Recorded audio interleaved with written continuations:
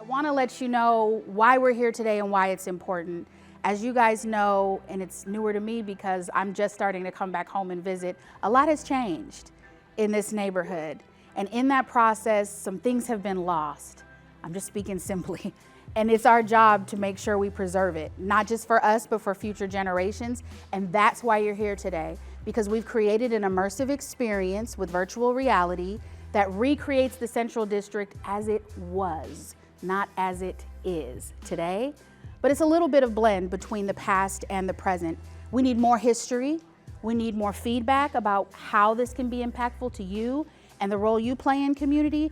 So we're inviting you to participate by plugging in and seeing what Revere XR created and then giving us your feedbacks. This is a really exciting partnership between the Black Heritage Society, Revere XR, Yolanda, her outreach to the Black Heritage Society at least 2 years ago when this was all kind of a new experience, at least for us. And then to bring on the Museum of History and Industry with Seattle Public Libraries, Africatown. This is a really beautiful merge of community to celebrate our history. For me, I understand why, but for those that aren't from the CD, why? Yeah, I am born and raised in Seward Park, but my mother bought a home on 24th and Marion. So a large part of my life, I grew up in the Central District. And even when I lived in the South End, I went to school in the CD. I went to St. Therese, I went to Girls Club. I was used to walking from St. Therese right here to Douglas Truth Library after school sometimes. I love it.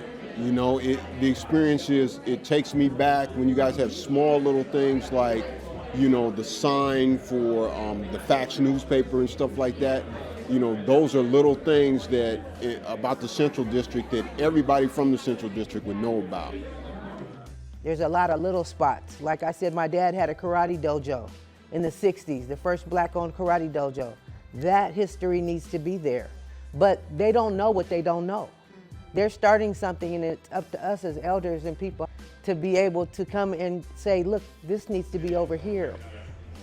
This isn't really what tech does, and we're bridging the gap between community and tech by using virtual reality and augmented reality to preserve history. So our goal is to bring elders and history and fill this neighborhood up with the history that we no longer have access to and make it accessible for many generations to come. The elders are invisible. Our pioneer and our work is invisible. Everything is so fast. It's almost like you're forgotten, our history.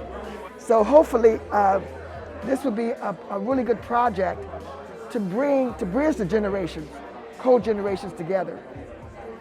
The youth are, is the future, and this brings them, into a way where they could be the beacon of that story from that elder, and it also instills a sense of pride and dignity.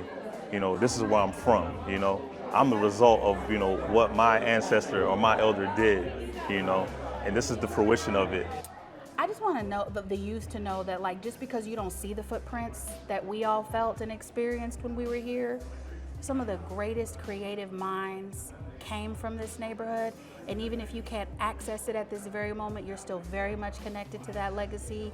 For the next kid that wants to pick up a guitar, for the next kid that wants to play the piano, for the next kid that wants to do painting like Jacob Lawrence, we come from greats. We come from trailblazers. We come from change makers. And you may not see that on the corner anymore, but it still exists. And if you want to participate in preserving it, if you want to participate in collecting and documenting it, if you want to participate in designing how we experience it, please jump on board.